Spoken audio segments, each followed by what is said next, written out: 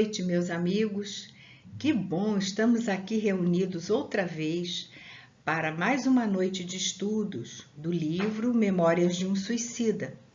Esse livro que é pura misericórdia, que nos ensina a bondade dos espíritos amorosos e a bondade de Deus para com todos aqueles que erraram. Mas antes de iniciar a nossa aula, nós vamos, como de praxe, fazer o nosso evangelho e fazer a prece. Não se turbe o vosso coração. Crede em Deus, crede também em mim. Há muitas moradas na casa de meu Pai. Isso nos disse Jesus. Está em João, capítulo 14, versículos 1 e 2. É um trechinho do Evangelho segundo o Espiritismo, capítulo 3, Há muitas moradas na casa do Pai. É o item 1. Então nós vamos pedir a Jesus, esse mestre amigo, a doce e querida irmã Maria Angélica e aos espíritos amorosos da nossa casa que estejam conosco na noite de hoje. Que possamos ter uma noite de estudos, bem tranquila, harmoniosa e que possamos sair daqui, depois dessa aula, com muita compreensão em nossos corações para com todos aqueles que um dia tropeçaram no caminho. Assim seja. Antes de entrar propriamente no tema de hoje, vamos fazer uma ligeira recordação daquilo que foi dito na aula passada pela Martinha. Os nossos amigos, Camilo, Belarmino, João da Azevedo, Mário Sobral, estavam em estudos. Já haviam conhecido toda a colônia e conheceram também o departamento de reencarnação. Na última etapa, eles vieram para a Terra. Camilo até diz que depois de 16 anos é que eles voltaram para a Terra. Aqui, eles vieram acompanhados dos amigos espirituais, Romeu e Alceste, Carlos e Roberto de Canalejas, vieram acompanhados do Padre Anselmo, do Olivier de Guzman, Ramiro também veio, mas eles ficariam ocultos, lembram?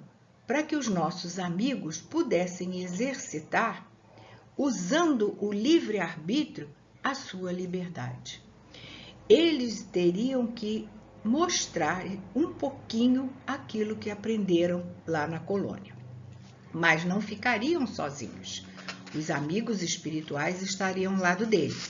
E Belarmino foi ver a casa dele, não encontrou a mãe, foi encontrar a mãe já do cemitério, enterrada ali no túmulo. Camilo voltou para a casa dele, entrou em pânico, lembra? Ficou desesperado, mas os amigos espirituais vieram e acalmaram o Camilo. E disseram que ali eles estavam, aqui na Terra, para exercitar o trabalho, aquilo que eles aprenderam na colônia, que é a caridade. O Camilo quis logo dizer para todo mundo as coisas que ele havia aprendido através de médiums, mas não conseguiu, porque ninguém acreditava nele.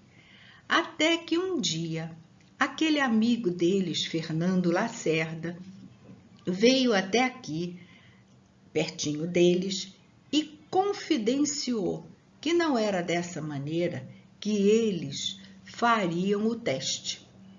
Eles teriam que ter humildade, eles teriam que servir, aprenderam a servir. Então, explicou para eles que fizesse visitas onde a dor e a miséria estivessem presentes.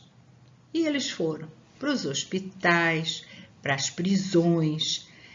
Ali, eles, no ouvidinho de cada sofredor, eles falavam palavras de bom ânimo, faziam tudo para levantar o astral daquelas pessoas. Só quem não fez muito direitinho foi o Mário Sobral, lembra? Ele foi para o lugar onde ele havia caído e ali quis fazer de uma forma muito dura, muito rude, a volta dessas pessoas para o bom caminho. Então, Mário Sobral não ia nas reuniões, lembra? E o capítulo terminou assim, eles voltando para a colônia e aguardando o resultado daquilo que fizeram aqui na Terra. Será que eles vão ser aprovados, hein? Nós vamos deixar no capítulo de hoje que Camilo nos conte exatamente como foi essa volta deles para a colônia e o que aconteceu.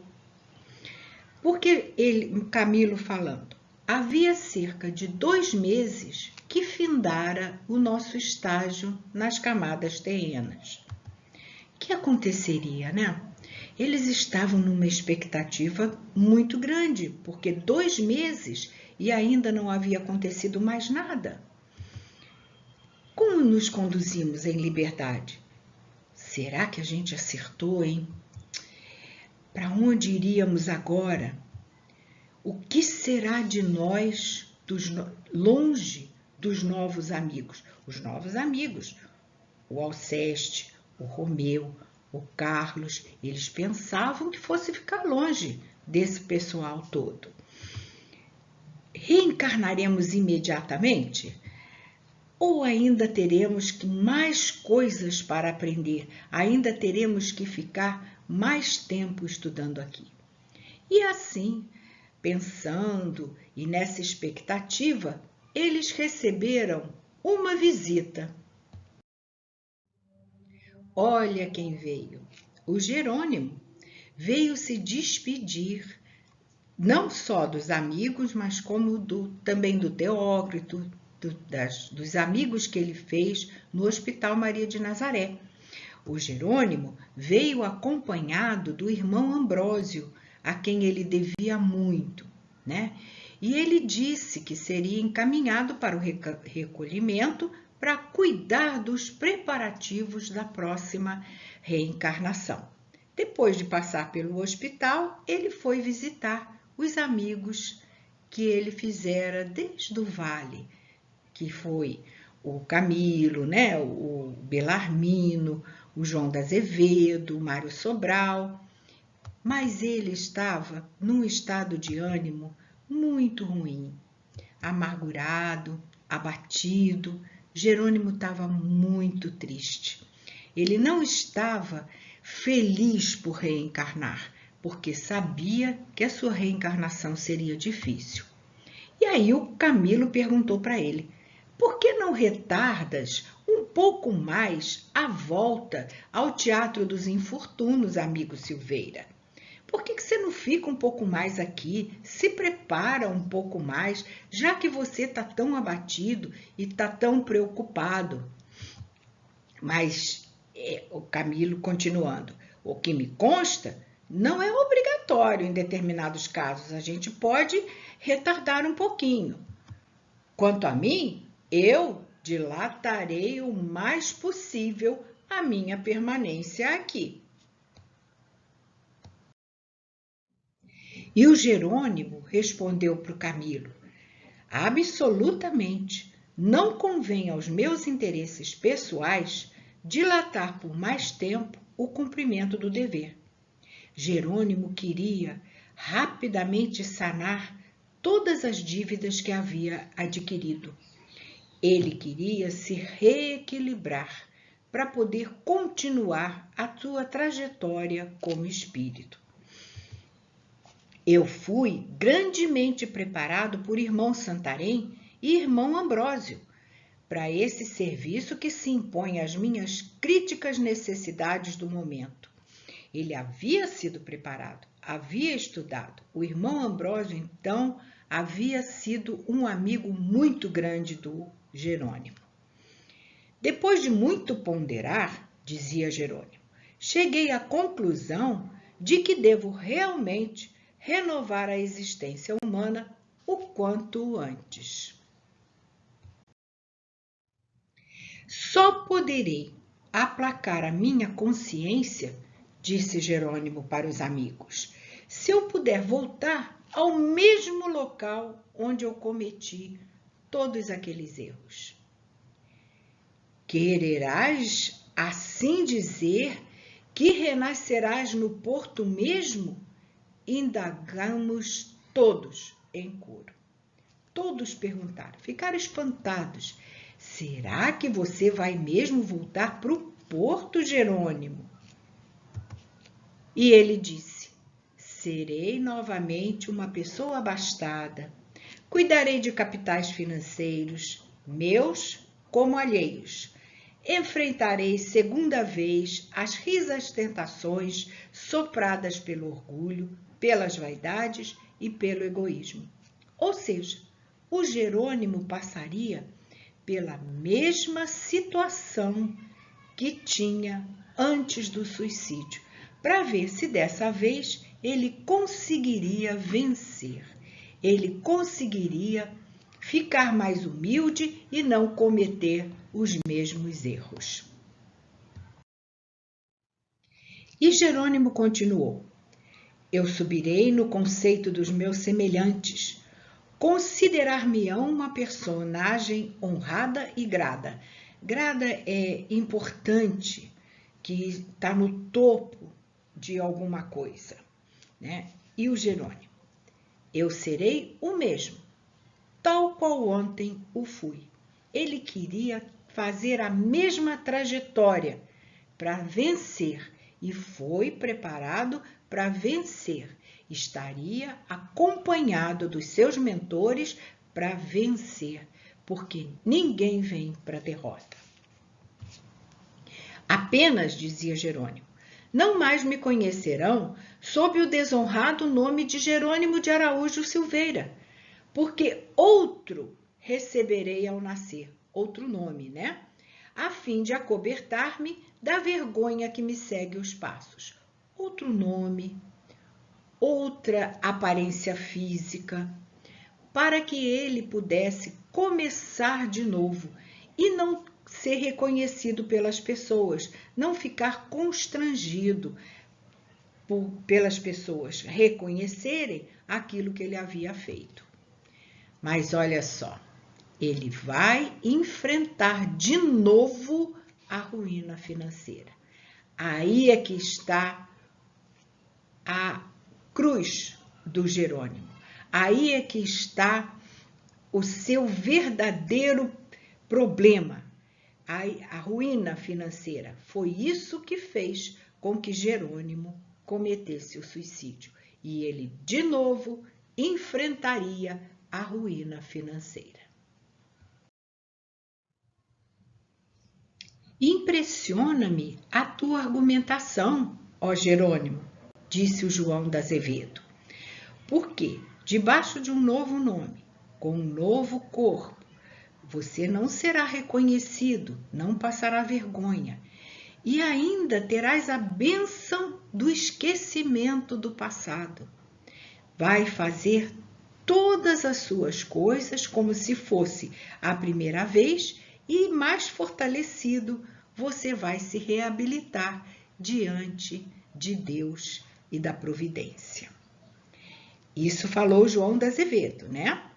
E o Camilo perguntou para ele, de que famílias que nascerás, ó Silveira?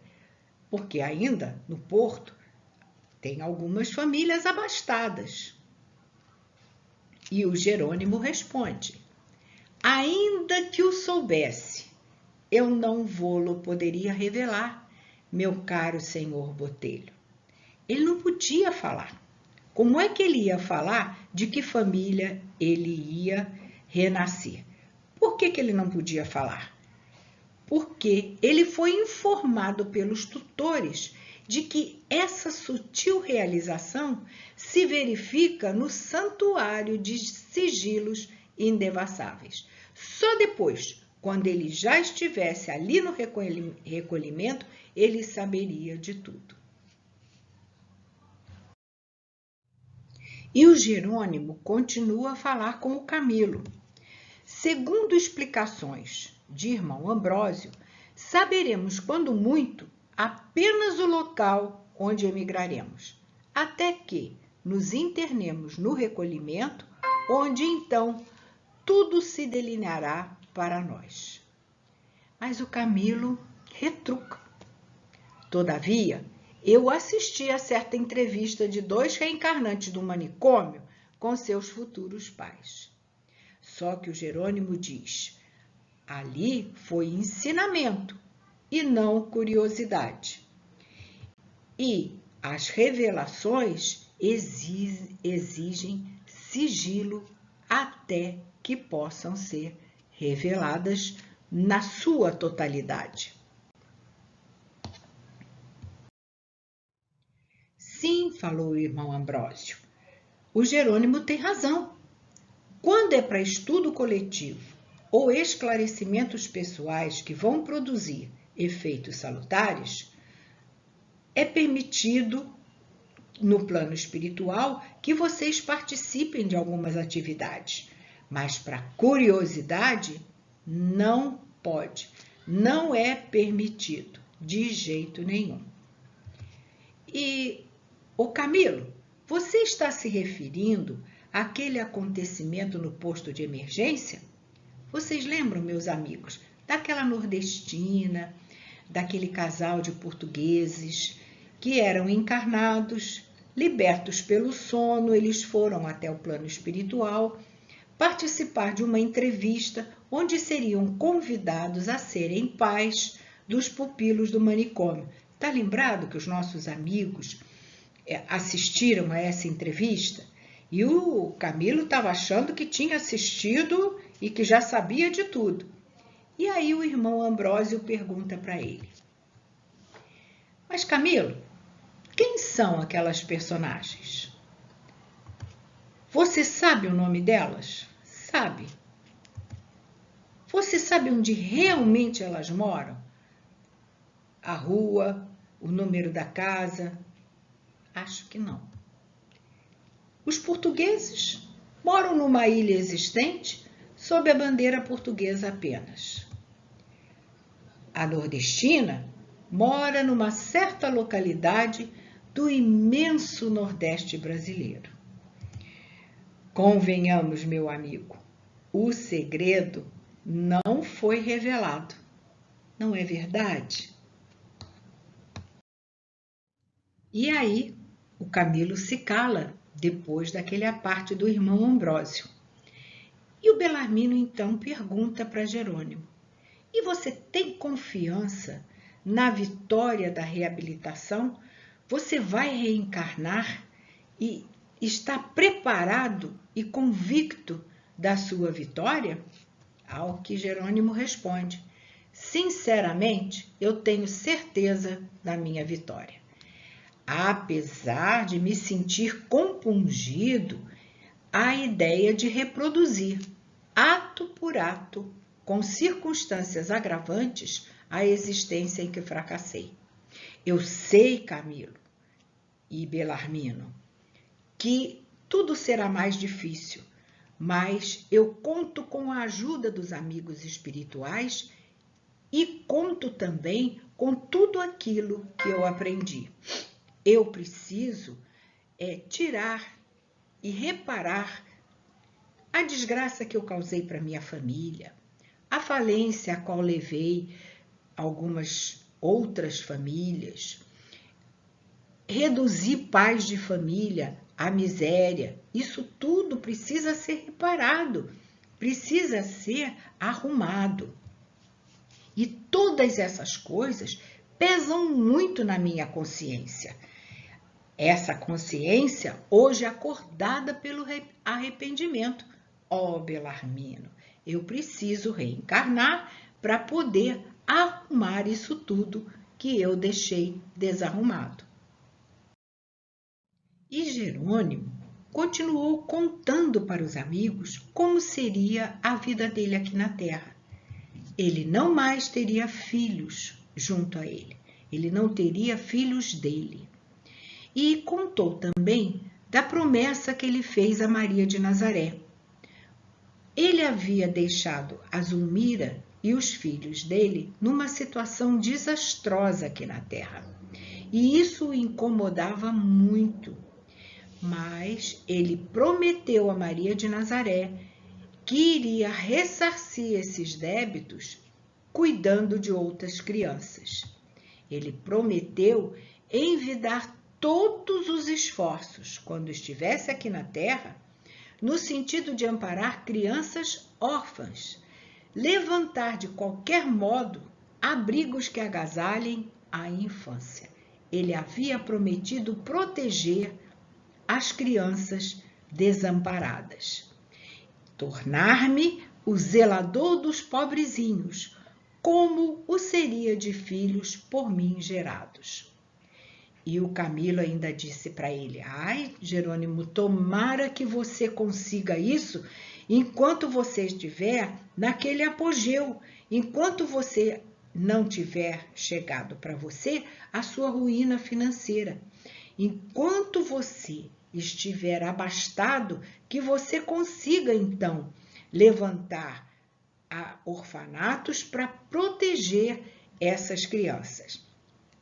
E o irmão Ambrósio comentou assim: o nosso amigo Jerônimo está assim com uma vontade imensa de proteger essas crianças e de cumprir todas essas etapas. Ele vai contar com a ajuda dos mentores, mas é preciso também que ele conte com a firmeza dele em cumprir aquilo que prometeu. Todavia, continuou o irmão Ambrósio, a vitória das realizações pretendidas por Jerônimo dependerá da força de vontade que ele tenha, da permanência nos bons propósitos que ele agasalha na alma, dessa firmeza dele atingir o objetivo a que ele se propõe. E aí Camilo perguntou preocupado: e se ele vacilar? E se ele errar outra vez? Ao que o irmão Ambrósio disse: ele vai voltar para o plano espiritual, vai ficar envergonhado de ter errado de novo e terá que começar uma nova reencarnação. Mas não podemos esquecer, diz o irmão Ambrósio, de que Jerônimo não estará sozinho nesse empreendimento. Ele não estará sozinho nessa nova encarnação. Ele vai contar com a inspiração e o apoio dos seus mentores. E a conversa com Jerônimo continua. O Belarmino pergunta: que notícias darás aos amigos da tua Margaridinha? E Jerônimo responde: ela está no Brasil, encontrou um homem muito bom, está casada e tem agora um nome honrado. Isso me faz muito feliz. Eu fico muito tranquilo. E Albino? Ele continua na prisão? A sua majestade interessou-se por ele realmente? Sim, responde Jerônimo. Ele não está preso mais. Ele foi para a África. Ali ele se casou, é pai de 2 meninas gêmeas e é um comerciante modesto e que também está começando a estudar a doutrina dos espíritos. Eu estou tranquilo, diz Jerônimo. E Botelho pergunta: você não pode visitar seus filhos, né, o Jerônimo? Mas você pode pelo menos vê-los? Sim, amigo Botelho, responde Jerônimo. Vejo-os através dos aparelhos do irmão Santarém, e é como se os visse de bem de perto e com eles falasse, pois isso me é permitido. Graças a Deus, isso me é permitido. Pelo menos ver os meus filhos. E o Jerônimo se despede dos amigos e vai para o recolhimento. Continua Botelho a contar a história. 2 dias depois da partida do Jerônimo, Roberto de Canalejas voltou a nos visitar, de posse de um convite do irmão Teócrito. Dizia o convite: era para uma cerimônia de despedida. Convidamos para a reunião solene de desligamento a realizar-se na sede do departamento hospitalar. Ou seja, seríamos desligados da tutela do departamento em busca das reparações para os serviços do progresso. A lei de progresso. Eles não poderiam permanecer para sempre ali tutelados. Teriam que caminhar. E vamos ver o que vai acontecer nessa cerimônia, que é muito importante. E os nossos amigos foram então levados para a sede do departamento, onde iria se realizar a cerimônia. Eles ali chegaram e perceberam que tudo era, apesar de simples, muito bem arrumado.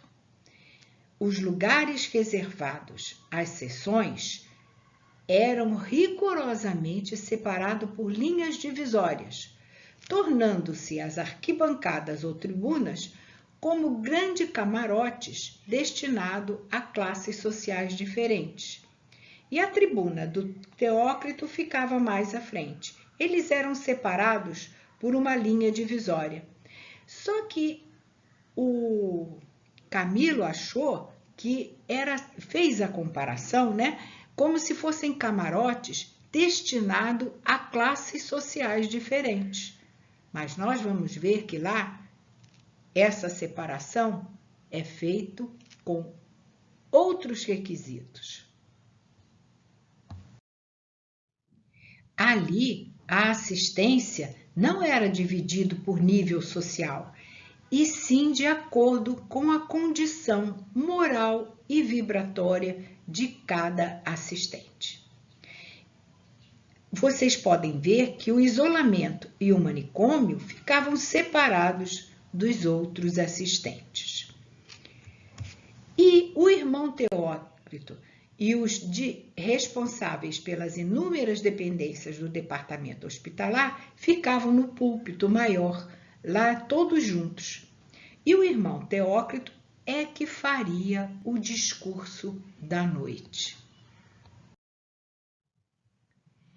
E em meio à augusta simplicidade de tudo, foi que se desenrolou a magna cerimônia.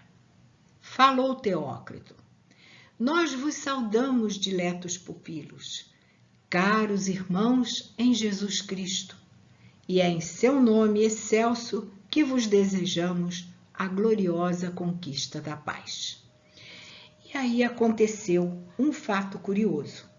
Na assistência estavam brasileiros, espanhóis e portugueses, mas cada grupo escutava o irmão Teócrito falando como se fosse na própria língua. Claro que o irmão Teócrito usava o pensamento para poder se fazer entender. E eles acharam aquilo o máximo, porque o espanhol dizia: o irmão Teócrito está falando em espanhol. E os portugueses diziam que não, era no português clássico. E os brasileiros, não, ele está falando na língua portuguesa falada no Brasil. Será? Que seria esse fenômeno? Esse é um fenômeno em que os espíritos mais elevados conseguem produzir. Cada assistente escuta como se estivesse a pessoa falando na língua dele. Mas mesmo entre os desencarnados, somente os espíritos muito elevados poderão produzir esse fenômeno telepático. E é muito interessante. Os nossos amigos ficaram encantados, porque eles tinham certeza que o Teócrito falava na língua deles, mas era uma língua universal, a língua do pensamento. Não sois estranhos, meus amigos, ao móvel da presente reunião. Isto é, os nossos amigos sabiam por que aquela reunião estava acontecendo. Eles receberam o convite, eles seriam desligados do departamento. E o que mais aconteceria? Né? Teriam outras coisas. É o vosso futuro que aqui se delineia.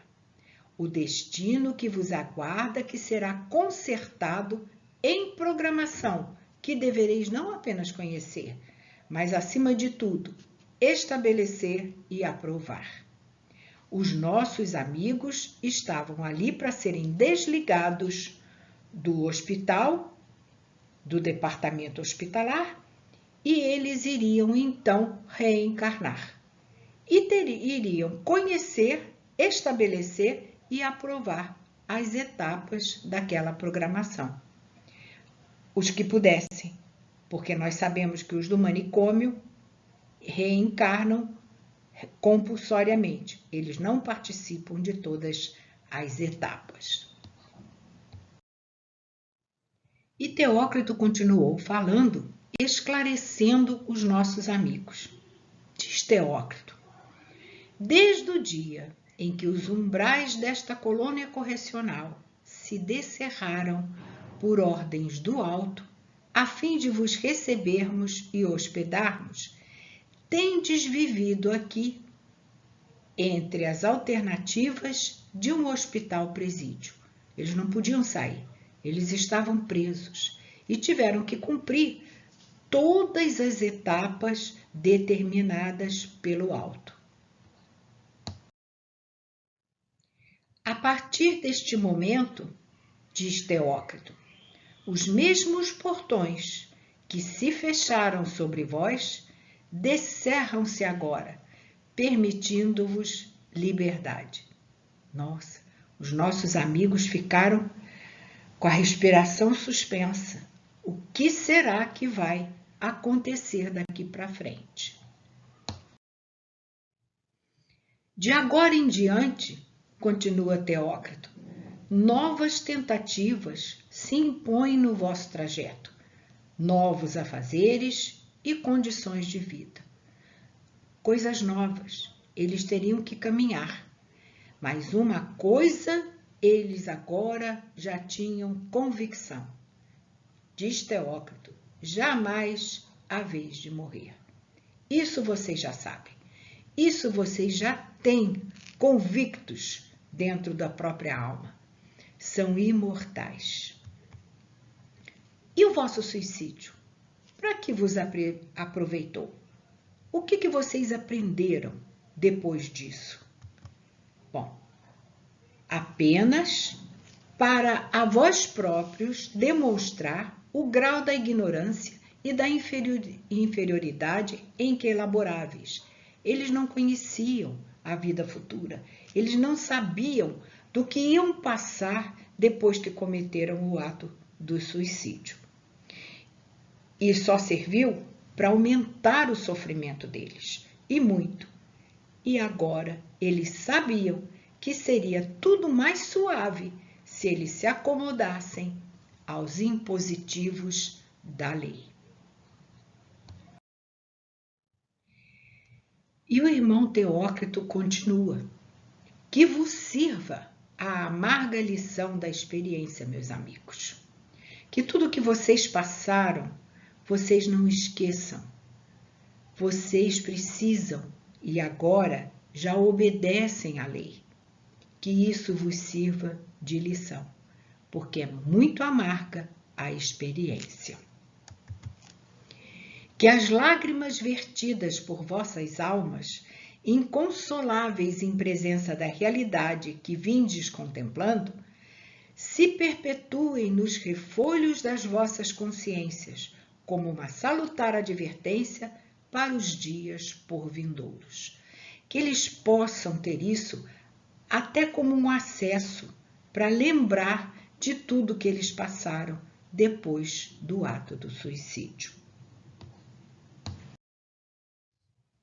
E o irmão Teócrito diz para eles: todos terão que reencarnar, mas agora são livres, têm autorização para escolher qual o caminho que vocês vão tomar saindo do departamento hospitalar. Eles podem querer reencarnar imediatamente. Eu saio do departamento hospitalar, vou para o recolhimento e quero reencarnar logo. Eles vão poder permanecer algum tempo mais na colônia como colaborador, aprendendo a servir. Ali, trabalhando, ajudando aos amigos, antes de reencarnar, se fortalecendo para então reencarnar. Eles vão aprender a servir, que é o que todos nós viemos fazer, servir. Ou vocês podem ficar aqui na colônia, perambulando de departamento em departamento, numa contemplação improdutiva. Pode ter aqueles que agora digam, não, eu não quero reencarnar imediatamente, também não quero colaborar, não quero ser colaborador. Eu vou ficar andando aqui, vou conhecer um departamento, outro, numa contemplação improdutiva.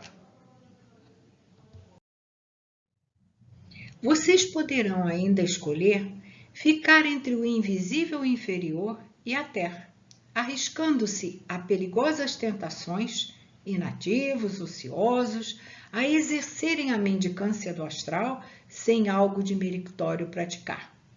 Aí diz o irmão Teócrito, essa escolha nós somos contra, mas vocês são livres. Mas não aconselhamos a fazer isso, porque é demasiado perigosa. Ou podem prolongar a permanência ao lado dos mentores, iniciando-se nos conhecimentos superiores da vida, consagrando-se aos cursos preparatórios para a verdadeira iniciação. Lembram do irmão Joel, que vocês tanto gostam?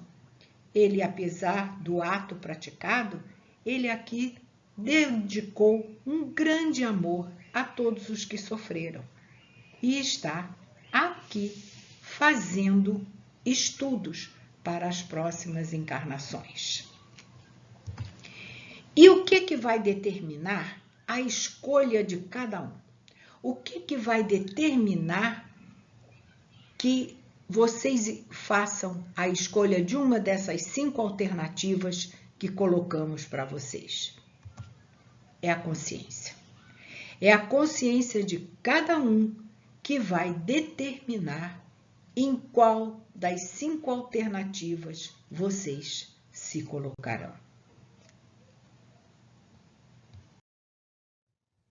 Depois que o irmão Teócrito falou sobre as 5 alternativas que eles teriam que escolher, eles ficaram assim mais em pânico, vamos assim dizer, mais nervosos e conversavam uns com os outros. Mas tiveram que calar porque o irmão Teócrito continuou. Será concedido o prazo de 30 dias para meditardes deliberadamente sobre o que acabais de ouvir. Aí eles ficaram um pouco mais sossegados. Não teriam que resolver na hora. Teriam 30 dias para pensar naquilo que eles gostariam de escolher. Diariamente, diz o irmão Teócrito, sereis atendidos na sede do departamento, caso desejeis informações e mais esclarecimentos nos que vos disser particularmente respeito. Eles não ficam soltos, eles são atendidos a todo momento.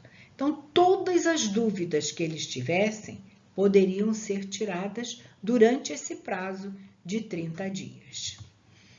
E ainda aconteceriam pequenas reuniões. Sois convidados às reuniões que para vós se realizarão neste mesmo local, nos quais trataremos de tudo quanto, de um modo geral, vos possa esclarecer e instruir. Porém, esgotado este prazo, tereis que encaminhar-vos para o destino que voluntariamente houverdes escolhido. A espiritualidade é superdisciplinada. Foi feita a reunião, explicado tudo o que eles precisavam fazer. 5 alternativas foram colocadas na mesa e eles teriam 30 dias para estar dentro de uma delas. Terminado esse prazo, eles teriam que dar a resposta. E durante 30 dias, os habitantes da colônia fizeram de tudo. Estudaram, conversaram, pediram aconselhamentos, buscaram saber tudo sobre todos os detalhes do que o irmão Teócrito havia comentado com eles. Extinto esse prazo, grande movimentação verificou-se na fisionomia pacata do departamento hospitalar e da torre. Turmas de exilados cruzavam as alamedas em direção à sede do departamento, acompanhadas de seus mentores. Essas turmas, essas pessoas iriam dizer para o irmão Teócrito aquilo que haviam resolvido.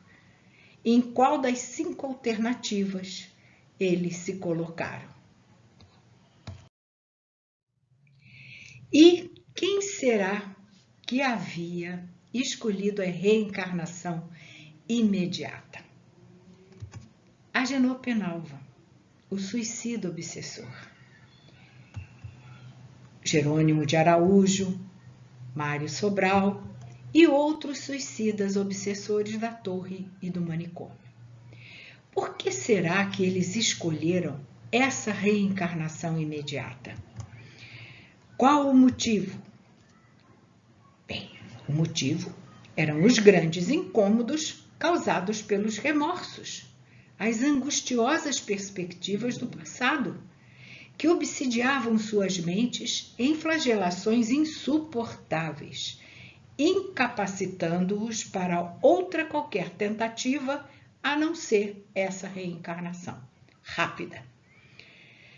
Eles ficavam com as angústias daquilo que eles praticaram, o ato que eles praticaram na mente. Aquilo ficava trazendo para eles sempre as tristezas, as angústias, e eles precisavam ter uma urgência em expiar aquilo, para que pudessem melhorar as suas condições, para que pudessem se reequilibrar e depois do desencarne, voltar ao plano espiritual melhores, para terem melhores condições de reencarnar outra vez. E essa reencarnação imediata serviria também para que eles tivessem uma trégua nas angústias, no sofrimento deles. É a trégua ocasionada pelo esquecimento temporário. Por isso, eles escolheram essa reencarnação imediata. Precisavam rapidamente se ressarcir, corrigir os erros anteriores. E quem será que resolveu permanecer como colaborador, aprendendo a servir, trabalhando para minorar os sofrimentos dos outros irmãos? Muitos quiseram ficar ali fazendo estágio nas operosidades da vigilância, ajudando aqueles irmãos que sofriam. Qual o objetivo que eles tinham? Era se fortalecer um pouco mais. Como ainda se achavam indecisos e hesitantes, resolveram ficar aprendendo a servir. E quem será que resolveu permanecer na colônia para os estudos superiores? Camilo Cândido Botelho, João da Azevedo, Belarmino de Queiroz e Souza, outros do hospital que muitos se afinizavam com eles. Qual o objetivo mesmo? Consagrar-se a estudos superiores. E aí o Teócrito disse: sejam muito bem-vindos, sejam aqui muito bem recebidos.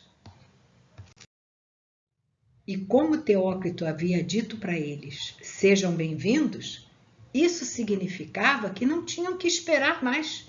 No dia seguinte, eles já iriam se despedir de todos os companheiros e começar a nova trajetória. E o Carlos e o Roberto de Canalejas prontificaram-se a nos guiar nas visitas de despedidas, disse Camilo. Nós começamos pelo próprio hospital. Fomos ver os amigos, os mentores, abraçamos a todos. Depois eles nos levaram ao departamento de reencarnação, onde encontramos a irmã Rosália e a irmã Celestina. E nos deparamos com a tristeza daqueles que estavam entrando no recolhimento para fazer toda a trajetória reencarnatória deles e tristes, porque sabiam dos problemas que eles iriam enfrentar. Depois eles foram ver Jerônimo e Mário. Jerônimo nem percebeu a presença deles. Triste, cabeça baixa, ele nem percebeu que os amigos ali estavam. Mas o Mário viu, com aqueles cabelos revoltos dele, né?